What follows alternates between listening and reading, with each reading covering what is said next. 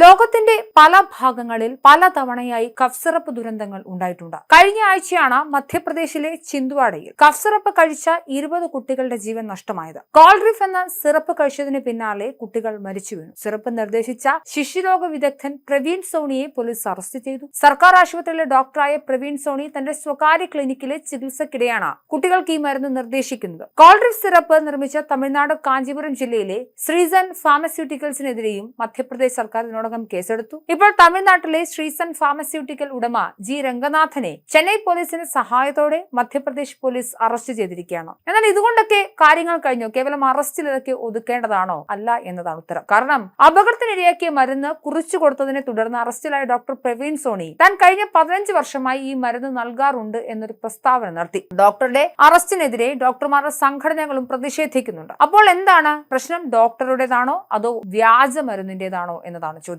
അപ്പോൾ ഉത്തരം അത് വ്യാജ മരുന്നിന്റെ പ്രശ്നമാണ് എന്നതാണ്. പ്രശ്നം മരുന്നല്ല, മരുന്ന് വ്യാജമായതാണ്. ലോകവ്യാപകമായി ശതകോടികൾ ടേൺ ഓവർ ഉള്ള ഒരു അധോലോക വ്യവസായമാണ് ഇത്തരത്തിലുള്ള ചാത്തൻ മരുന്നുകൾ. എല്ലാവരും മോഡേൺ മെഡിസിനെ തരം പോലെ കുറ്റം പറയുന്നുണ്ട്. മോഡേൺ മെഡിസിന്റെ പ്രശ്നമാണ്, ഓവർഡോസിന്റെ പ്രശ്നമാണെന്നൊക്കെ. ഒരു കൃത്യമായി നിങ്ങൾക്ക് ഓരോ മരുന്നുകളും കഴിക്കാനുള്ള ഡോസുകൾ തരാറുണ്ട്. നിങ്ങളോട് ഏതെപ്പം കഴിക്കണമെന്ന് പറയാറുണ്ട്. അത് ആഹാരത്തിന് മുൻപാണോ ആഹാരത്തിന് ശേഷമാണോ എന്നും ഡോക്ടേഴ്സ് ഒക്കെ പറയാറുണ്ട്. അപ്പോൾ ആധുനിക തരത്തിൽ ഒരു അംഗീകൃത മരുന്ന് കമ്പനിക്ക് ഒരു മരുന്ന് കണ്ടുപിടിക്കാനും അത് മാർക്കറ്റിൽ ഇറക്കാനും വർഷങ്ങൾ നീണ്ട ഗവേഷണം വേണം എന്നതാണ് യാഥാർത്ഥ്യം. ഗിനിപ്പന്നികളിൽ തൊട്ട് മനുഷ്യരിൽ വരെ ക്ലിനിക്കൽ ട്രയലുകൾ നടത്തി പാർശ്വഫലങ്ങൾ ഇല്ല എന്ന് ഉറപ്പുവരുത്തി വർഷങ്ങളെടുത്ത് കോടികൾ ചെലവിട്ടാണ് ഒരു മോഡേൺ മെഡിസിൻ മരുന്ന് വിപണിയിൽ എത്തുക. അതിന് ഏതെങ്കിലും തരത്തിലുള്ള പാർശ്വഫലങ്ങൾ ഉണ്ടാവുമെന്നോ അല്ലെങ്കിൽ ഏതെങ്കിലും തരത്തിൽ അത് കാലഹരണപ്പെട്ടെന്നോ അതിനേക്കാൾ മെച്ചപ്പെട്ട ഒരു മരുന്ന് വരുമ്പോഴോ പഴയ മരുന്നുകളെ മാറ്റി പുതിയ മരുന്നുകളെ റീപ്ലേസ് ചെയ്യാറുമുണ്ട്. അതുകൊണ്ടൊക്കെ തന്നെ ഇതിൽ നിന്നുള്ള ലാഭം എന്ന് പറയുന്നതിന്റെ റിസ്ക് ഫാക്ടർ വെച്ച് നോക്കുമ്പോൾ കുറവാണ്. അപ്പോൾ എന്താണ് പ്രശ്നം? മോഡേൺ മെഡിസിന്റെയും പ്രശ്നമല്ല.